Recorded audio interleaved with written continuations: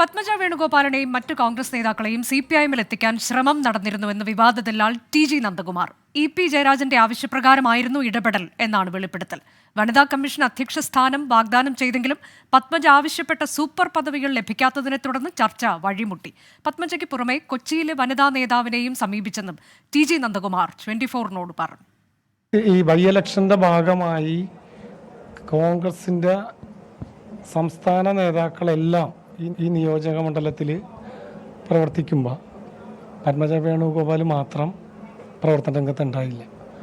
അതെന്താണെന്ന് അന്വേഷിച്ചപ്പോൾ പത്മജ വേണുഗോപാൽ വിദേശത്താണ്, ദുബായിലായിരുന്നു. അതിൻ്റെ കാരണം എന്താണെന്ന് വെച്ചാൽ നിരാശ. അവനെ EP ജയരാജനുമായിട്ട് ഈ വിഷയം സംസാരിച്ചപ്പോൾ അദ്ദേഹം പറഞ്ഞ് ബന്ധപ്പെടാൻ പറഞ്ഞു. പത്മജ വേണുഗോപാൽ ബന്ധപ്പെട്ടു, അദ്ദേഹവും സംസാരിച്ചു എൻ്റെ ഫോണിൽ നിന്ന്. അപ്പം നമ്മൾ LDFൻ്റെ ഭാഗമാകണതിനെക്കുറിച്ച് അദ്ദേഹം പറഞ്ഞതനുസരിച്ച് സംസാരിച്ചു. ഇന്ന് LDF കൊടുക്കാമെന്ന് പറഞ്ഞൊരു ഓഫർ എന്ന് പറയുന്നത് അവരെ മാന്യമായി അക്കോമഡേറ്റ് ചെയ്യാൻ അന്ന് അവർക്കൊരു നല്ല പദവി എന്ന് പറയുന്നത് വനിതാ കമ്മീഷൻ. പക്ഷേ വനിതാ കമ്മീഷൻ റീകോൺസ്റ്റിറ്റ്യൂട്ട് ചെയ്തിട്ടുണ്ടായുള്ളൂ. അപ്പോൾ ഞാൻ ചോദിച്ചതിന് അങ്ങനെ ഒരു സംഭവം പറഞ്ഞാൽ നടക്കുമോ? പറഞ്ഞോളാൻ പറഞ്ഞ് ഞാൻ സൂചിപ്പിച്ച്. ദല്ലാൽ TG നന്ദകുമാർ തന്നെ ബന്ധപ്പെടാൻ ശ്രമിച്ചെന്ന് പത്മജ വേണുഗോപാൽ സ്ഥിരീകരിച്ചു. 3 തവണ ഫോൺ വിളിച്ചെങ്കിലും പ്രതികരിക്കാൻ നിന്നില്ല. സ്ഥാനമാനങ്ങൾ ആഗ്രഹിച്ച് ഒരിടത്തേക്കും പോകില്ലെന്നും പത്മജ 24-നോട് പറഞ്ഞു. ഞാനത് അവരോട് പറഞ്ഞല്ലോ, കളി കൊണ്ടിട്ട് അപ്പൊ ഉത്തരം പറഞ്ഞാൽ മതിയല്ലോ. ഞാൻ പറയുന്നതിന് ഉത്തരം പറയണ്ടല്ലോ. കാരണം ഞാൻ ആ മനുഷ്യനെ കണ്ടിട്ട് 1.5 കൊല്ലായി. അതിനിടയ്ക്ക് ഒരു ദിവസം ഡോക്ടർ കോൺഫറൻസിന്റെ ഇടയ്ക്ക് ഹയാത്തിൽ വെച്ചിട്ട് ആളാണ് എന്തോ മുഖ്യ അതിഥിയായിട്ട് വന്നത്. അപ്പൊ എന്നെ കണ്ടപ്പം സ്നേഹമായിട്ട് വന്ന് എന്താ ചേച്ചി വിശേഷം എന്നൊക്കെ ചോദിച്ച ആള് പോവുകയും ചെയ്തു. അങ്ങനെ ഒരു കാര്യം ഇന്ന് വരെ, കാരണം ഞാൻ അങ്ങനെ ആലോചിക്കണോന്നുള്ളത് ആർക്കും അറിയില്ല. എന്റെ അടുത്ത 1-2 സുഹൃത്തുക്കൾക്കും പിന്നെ എന്റെ ഭർത്താവിനും മാത്രമേ അറിയുള്ളായിരുന്നു ഇക്കാര്യം. അല്ല, എന്നെ അവിടുന്ന് നേരിട്ട് തന്നെയാണ്. EP ജയരാജൻ CPIM-ലേക്ക് തന്നെ നേരിട്ട് വന്ന് ക്ഷണിച്ചുവെന്ന് KPCC general secretary Deepthi Mary Varghese 24-നോട് പറഞ്ഞു. തൃക്കാക്കര ഉപതെരഞ്ഞെടുപ്പിൽ LDF സ്ഥാനാർത്ഥിയാകണമെന്ന് ആവശ്യപ്പെട്ടു. വാഗ്ദാനം താൻ നിരസിച്ചെന്നും ദീപ്തി മേരി വർഗീസ് 24-നോട് പറഞ്ഞു. അല്ല, അങ്ങനെ ഒരു സാഹചര്യം ഉണ്ടായിട്ടുണ്ട് എന്നുള്ളത് സത്യമാണ്. പക്ഷേ എനിക്ക് അതിൻ്റെ അകത്ത് താല്പര്യമില്ലായിരുന്നുള്ളത് കൊണ്ട് ഞാൻ അതിൻ്റെ അകത്ത് റിയാക്ട് ചെയ്തിട്ടില്ല. താല്പര്യമില്ല എന്ന് പറയുകയും ചെയ്തിട്ടുണ്ട്. അതെ, അല്ല, അവർ വേറൊന്നും പറഞ്ഞില്ല. തൃക്കാക്കര തെരഞ്ഞെടുപ്പുമായി ബന്ധപ്പെട്ട സമയത്തായിരുന്നു അവിടെ സ്ഥാനാർത്ഥിയാകണമെന്നുള്ളതായിരുന്നു പറഞ്ഞത്. അപ്പം എന്നെ സംബന്ധിച്ചത് നമ്മൾ ആലോചിക്കേണ്ട ഒരു കാര്യമില്ലാത്തതുകൊണ്ടും താല്പര്യമില്ലാത്തതുകൊണ്ടും ഞാൻ അന്ന് തന്നെ മറുപടി പറഞ്ഞിരുന്നു. EP ജയരാജൻ നേരിട്ട് ഫോണിലാണോ സംസാരിച്ചത്, അതോ നേരിട്ട് സംസാരിച്ചത്? അല്ല, അതൊക്കെ പറഞ്ഞ ആൾ തന്നെ പറയട്ടെ. അശ്വിൻ പാലാഴി വിശദാംശങ്ങളുമായി. അശ്വിൻ, വീണ്ടും ഒരു തെരഞ്ഞെടുപ്പ് കാലമാകുമ്പോൾ ഇത്തരത്തിലേക്കുള്ള ആരോപണങ്ങൾ ഉയർന്നു വരുന്നു. അവിടെ ദല്ലാൽ നന്ദകുമാർ പ്രത്യക്ഷപ്പെടുന്നു. EP ജയരാജന്റെ പേര് വീണ്ടും അവിടെ വരികയാണ്. അത് തെരഞ്ഞെടുപ്പ് കാലത്താണ് എന്നുള്ളതാണ് ഏറ്റവും പ്രധാനം. ഇതിപ്പോൾ സ്ഥിരീകരിച്ചുകൊണ്ട് പത്മജ രംഗത്ത് വരുമ്പോൾ പക്ഷേ ദല്ലാൽ നന്ദകുമാർ പറഞ്ഞതുപോലെയല്ല, ചില നീക്കങ്ങൾ നടന്നിട്ടുണ്ട്, എന്നാൽ താൻ അതിൽ പ്രതികരിക്കാൻ നിന്നിട്ടില്ല എന്ന് പത്മജ പറയുന്നു. എന്നാൽ ദീപ്തി മേരി വർഗീസ് ആകട്ടെ ഈ കാര്യങ്ങളെല്ലാം സ്ഥിരീകരിക്കുകയും ഒരു പടി കൂടി കടന്ന് തന്നെ സ്ഥാനാർത്ഥിയാക്കാം എന്നുള്ള തരത്തിലേക്ക് വാഗ്ദാനം ലഭിച്ചു എന്നുകൂടി പറയുകയാണ്. ഏതായാലും എന്താണ് നിലവിൽ നമുക്ക് മനസ്സിലാക്കാൻ കഴിയുന്ന ഇത്തരത്തിലേക്കൊക്കെയുള്ള നീക്കങ്ങൾ LDFന്റെ ഭാഗത്തു നിന്ന് അല്ലെങ്കിൽ കൺവീനറുടെ ഭാഗത്തു നിന്ന് നേരിട്ട് നടന്നിട്ടുണ്ട് എന്നാണോ? അനുജ, തീർച്ചയായും ഈ UDFൽ അസംതൃപ്തരായ നേതാക്കളെ LDFലേക്ക് എത്തിക്കുക എന്നുള്ളൊരു ദൗത്യം ഇതിൻ്റെ പിന്നിൽ ഉണ്ടായിരുന്നു എന്നുള്ളതാണ് ഏറ്റവും പ്രധാനപ്പെട്ട കാര്യം. അത് ഏറ്റവും നിർണായകമായി നടന്നത് തൃക്കാക്കര ഉപതെരഞ്ഞെടുപ്പ് സമയത്താണ്. അന്ന് ഈ BJPയുടെ അടക്കമുള്ള ആരോപണങ്ങൾ ഈ സംഭവവുമായി ബന്ധപ്പെട്ട് വന്നിരുന്നു. എന്തായാലും അന്ന് ഈ പത്മജ വേണുഗോപാൽ പാർട്ടിയിൽ അസംതൃപ്തി രേഖപ്പെടുത്തിയ സമയത്താണ് EP ജയരാജൻ പത്മജയെ ബന്ധപ്പെടണമെന്ന് ദല്ലാൽ നന്ദകുമാറിനോട് ആവശ്യപ്പെടുന്നത്. അങ്ങനെയാണ് നന്ദകുമാർ പത്മജിയുമായി ബന്ധപ്പെടുന്നതും LDFൽ നിന്ന് ഇങ്ങനെ ഒരു ഓഫർ ഉണ്ട് എന്ന് അറിയിക്കുന്നതും. ആദ്യഘട്ടത്തിൽ ഉൾപ്പെടെ അതിനോട് അനുകൂല തീരുമാനമാണ് പത്മജ പറഞ്ഞത് എന്നാണ് നന്ദകുമാർ പറയുന്നത്. പക്ഷേ ഇതുമായി ബന്ധപ്പെട്ട് നമ്മൾ പത്മജിയുമായി സംസാരിക്കുമ്പോൾ ബന്ധപ്പെട്ടിരുന്നെങ്കിലും അതിനോട് അനുകൂല മറുപടി പറയുകയോ അത് അംഗീകരിക്കുകയോ ചെയ്തിട്ടില്ല എന്നുള്ളതാണ് പറയുന്നത്. പക്ഷേ നന്ദകുമാർ ഇക്കാര്യങ്ങളിൽ ചില കാര്യങ്ങൾ എടുത്തു പറയുന്നുണ്ട്.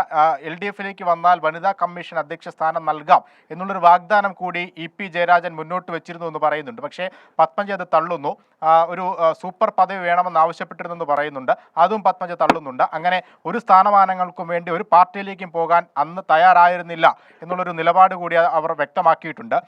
എന്തായാലും ഈ സൂപ്പർ പദവി ആവശ്യപ്പെട്ടത് നിരസിച്ചതോട് നിരസിച്ചതോടുകൂടി പാർട്ടി നിരസിച്ചതോടുകൂടിയാണ് ആ ചർച്ചകൾക്ക് വിരാമമായത് എന്നുകൂടി ദല്ലാൽ നന്ദകുമാർ വ്യക്തമാക്കി. എന്തായാലും അതെല്ലാം തള്ളിക്കൊണ്ട് വേറൊരു രീതിയിലുള്ള പ്രതികരണമാണ് പത്മജിയുടെ ഭാഗത്തു നിന്ന് വന്നിരിക്കുന്നത്.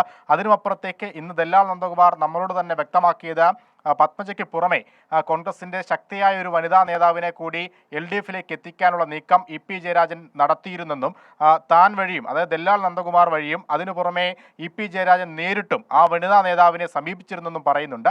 അങ്ങനെയാണ് ലഭിച്ച സൂചനകളുടെ അടിസ്ഥാനത്തിൽ നമ്മൾ കോൺഗ്രസിന്റെ KPCC ജനറൽ സെക്രട്ടറി കൂടിയായ കൊച്ചിയിലെ പ്രമുഖ വനിതാ നേതാവായ ദീപ്തി മേരി വർഗീസിനെ ബന്ധപ്പെടുന്നത്. അങ്ങനെ ദീപ്തി തന്നെ പറയുന്നുണ്ട് EP ജയരാജൻ വിളിച്ചിരുന്നു.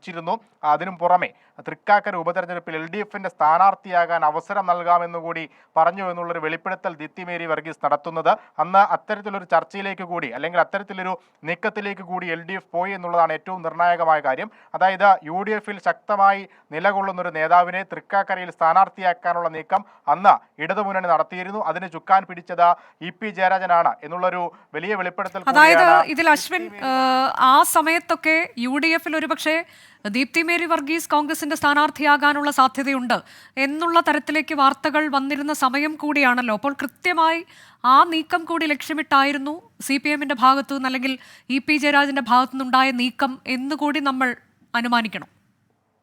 തീർച്ചയായും അങ്ങനെ തന്നെ കരുതേണ്ടി വരും. കാരണം പലവിധ പേരുകളിലേക്ക് LDF സ്ഥാനാർത്ഥിയുടെ ചർച്ചകൾ അന്ന് നീങ്ങിയിരുന്നു. KS അരുൺകുമാർ അടക്കമുള്ളവർ സ്ഥാനാർത്ഥിയാകുമെന്നുള്ള അഭ്യൂഹങ്ങൾ അന്ന് പടർന്നിരുന്നു. പക്ഷേ ആ സ്ഥാനാർത്ഥി നിർണയം വളരെ വൈകുകയും ചെയ്തു. പക്ഷേ അവിടെ UDFിലും അങ്ങനെയുള്ള ആലോചനകൾ ഉണ്ടായിരുന്നു. ദീപ്തിയെ സ്ഥാനാർത്ഥിയാക്കാനുള്ള ചർച്ചകൾ നടന്നിരുന്നു, അഭ്യൂഹങ്ങൾ പുറത്തു വന്നിരുന്നു.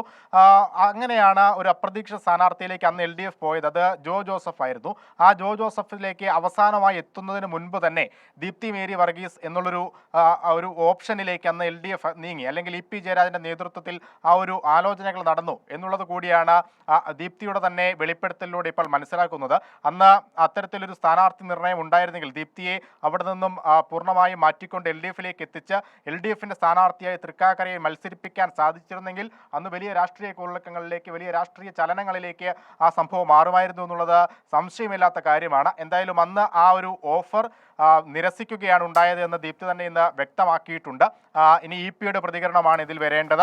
ഏതെങ്കിലും തരത്തിൽ ഇങ്ങനെ ബന്ധപ്പെട്ടിരുന്നോ എന്ന് കൂടി പറയേണ്ടതുണ്ട്. എന്തായാലും ദീപ്തിയെ പോലൊരു കോൺഗ്രസിന്റെ സമുന്നതയായ വനിതാ ഉത്തരവാദിത്തപ്പെട്ട സ്ഥാനങ്ങളിലിരിക്കുന്ന വനിതാ നേതാവ് EP ജയരാജന്റെ പേരെടുത്തു പറഞ്ഞുകൊണ്ട് വെറുതെ ഇങ്ങനെ ഒരു വെളിപ്പെടുത്തൽ നടത്തുമെന്ന് നമുക്ക് വിശ്വസിക്കാനാവില്ല. എന്തായാലും അതടക്കമുള്ള കാര്യങ്ങൾ വരും മണിക്കൂറുകളിൽ വരും ദിവസങ്ങളിലൊക്കെ ഇതിന്റെ കൂടുതൽ വിവരങ്ങൾ പുറത്തു വരുമെന്നാണ് പ്രതീക്ഷ. അതെ, EP ജയരാജന്റെ പ്രതികരണമാണ് ഇനി വരാനിരിക്കുന്നത്. അതിനിടെ ഈ വിഷയത്തിൽ മന്ത്രി P രാജീവിന്റെ ഒരു പ്രതികരണം വന്നത് ദീപ്തി മേരി വർഗീസിന്റെ വെളിപ്പെടുത്തൽ തന്റെ അറിവിലുള്ള കാര്യമല്ല എന്നാണ്.